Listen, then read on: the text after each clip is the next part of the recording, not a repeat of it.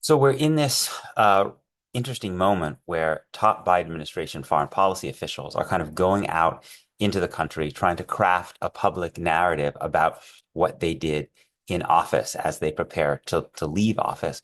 There was Antony Blinken's interview with the New York Times a week ago or so, which I commented on last week.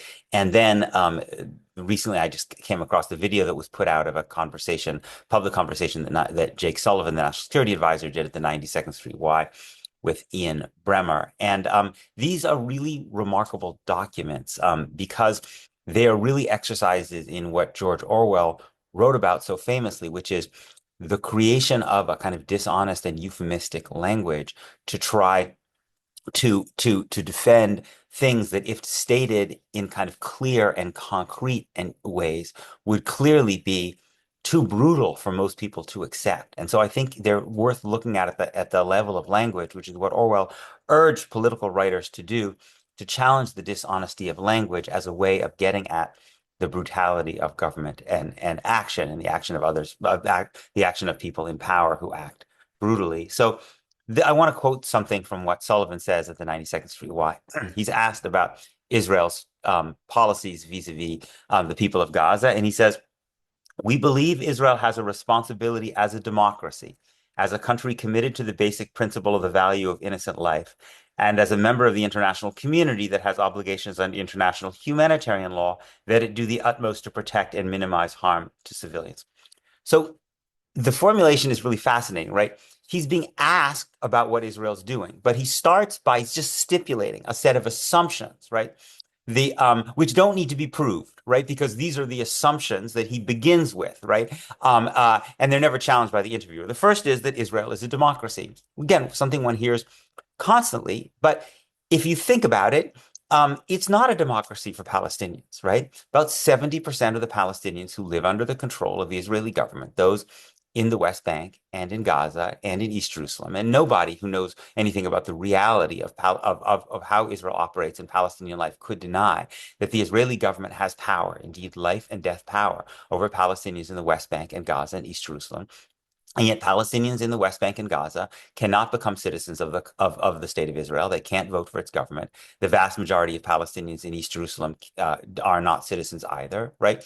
And that's about 70% of the Palestinians under Israeli control. About 30% are Palestinian citizens of Israel, what are sometimes called Arab Israelis, who have a kind of second-class citizenship, but do enjoy citizenship and the right to vote. So if 70% of the Palestinians under Israeli control are not citizens and can't vote, it's not a democracy for Palestinians. It's a democracy for Israeli Jews, in many ways, quite a robust one.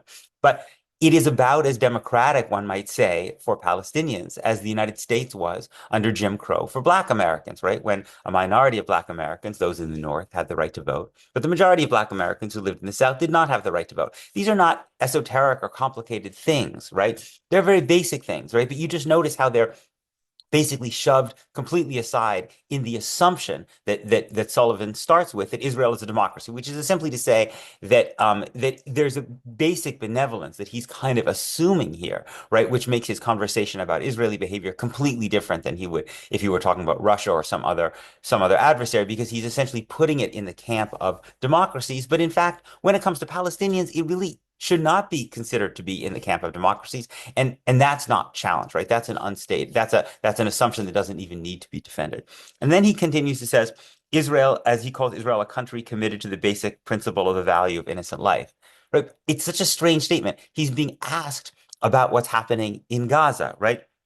Oh, the evidence in Gaza is not hard to find. It's plentiful, right? The Lancet, Britain's leading medical journals, just came out with a report just recently suggesting that by the end of June, the death toll in Gaza was over 64,000 people, right? With almost 60% of those being women, children, and people over the age of 65. And it's worth noting, by the way, that even men under the age of 65, most of them are not Hamas fighters. So we're talking about a large majority of these people killed who are not fighters, right? And just by kind of comparison, right? According to Oxfam, Israel has been killing 250 people per day in Gaza. By comparison, Ukraine, right, where the United States has literally imposed sanctions and send weapons to fight against what Russia's doing, that's more than 5 times the number of people who've been dying since the escalation of the war in Ukraine in 2022. It's also about 5 times as many people dying per day as in Sudan, where the United States is, which the United States has now declared a genocide, right? So but what Sullivan does is he simply stipulates that Israel is committed to the basic principle of the value of innocent life, even though there's literally no humanitarian aid agency, no United Nations investigative group, no journalist who's actually really investigated what's happened to Gaza, who would suggest that Israel is committed to the basic principle of innocent life when it comes to Gaza. But Sullivan doesn't think that's something that actually needs to be justified. He simply stipulates it as an assumption. Again, it shows this is, I use this phrase kind of mental prison when I was talking about Antony Blinken. Like, this is a kind of discourse that exists in Washington and could also exist at a place like the 92nd Street Y, which simply like there's no reality whatsoever to the lived experience of people in Gaza as reported by basically every humanitarian and journalistic organization that has actually delved deeply into what's happening there, right? But this is what Sullivan says before he even starts to make the argument, right? He simply, this is his kind of stated assumptions. And then he goes on to say, um, we believe too many civilians have died in Gaza over the course of this conflict. And at too many moments, we felt we've had to step up publicly and privately and push on the humanitarian front to get more trucks, more aid, more life-saving assistance, right?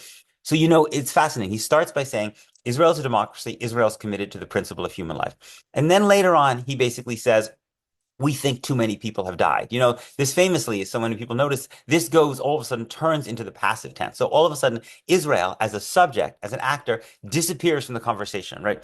Too many people have died, right? Why have too many people died? Is it perhaps because Israel is dropping all these bombs on them, perhaps because Israel is not allowing the aid to go in, right? But it's as if somehow there was a kind of natural Israel's committed to the protection of human life, but unfortunately there was a kind of natural disaster which led too many people in Gaza to die. All of a sudden, Israel as the subject basically disappears from the sentence, and he says we've had to step up publicly and privately and push on the humanitarian front, never saying even who the United States has had to push, right? And also, again, the implication, what does it mean to say you're pushing, quote unquote pushing, right, when the United States is still protecting Israel at in all these international forums and continuing to send virtually unconditioned military aid? That doesn't Pushing, right, in any other context in American foreign policy means using America's diplomatic and leverage in terms of our military and other kind of assistance to get countries to do what we want. If you're not doing any of those things, right, you're not actually pushing, right? A better verb would be you're asking, you're pleading, you're begging, you're cajoling, right? You're not actually pushing if you're not willing to use the leverage that the United States uses routinely when it comes to other countries, right? This is, as I said last week, we have to change the public discourse in the United States such that if people like Jake Sullivan or Tony Blinken are going to go out and tell these lies, right, with this kind of Orwellian discourse of dishonesty, that they receive pushback, right? Obviously, I'm not that this we need a public discourse in which there is a cost, right? And the cost is not that these people should be endangered in any way, God forbid. It's simply that they should have to feel the experience of being forced to answer really hard questions by people in public forums who will not accept this dishonest language. And we don't have a public culture in the United States nearly enough. We have some exceptions like the interviews that Mehdi Hassan does, for instance. But in general, we don't have a public culture which holds people like Jake Sullivan and Antony Blinken to account. There are too many institutions, whether it's the 92nd Street Y or the Council on Foreign Relations, where they can go and know that basically they can peddle this, for lack of a better word, bullshit, right? And basically never really have to be taken to task for it. And that, I think, is part of what's produced this tremendous alienation and cynicism that exists in so much of the American public about the fact that ordinary Americans face consequences for the things they do in their professional lives. And people at the very apex of the American government, like Antony Blinken and Jake Sullivan, don't face those consequences.